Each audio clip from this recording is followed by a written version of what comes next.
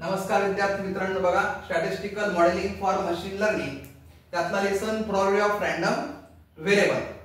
बघा, consider the drawing a single card from standard 52 card depth. बघा, आपल्याला number of sample space जो आहे आपल्याकडे 52 आहे, टोटल 52 कार्ड आहे. त्यातली पहिली इव्हेंट बघा, the event of drawing a queen. आता क्वीन जर पूर्ण 52 च्या पॅक मध्ये बघायला गेलं तर आपल्याकडे किती क्वीन आहे? 4. बघा, number of A is equal to किती झाले ते?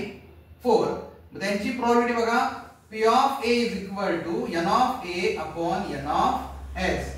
बघा, 4 डिवाइड बाय क्वीन 52.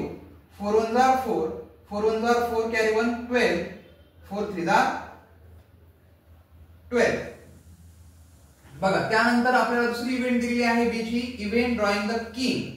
म्हणजे बी इज इक्वल टू बघा 4 किंग आहे, number of B is equal to 4, P of B is equal to, इथे लक्षात घ्या, इथे एन ऑफ ए होता, माझ्याकडनं तो एन ऑफ एस लिहिला गेला. इथे बघा N of B upon N of S is equal to N of B 4, N of S 52. इथे सुद्धा 4 1 जार 4 आणि खाली 4 1 जार 4 12 म्हणजे 4 3 जार 12.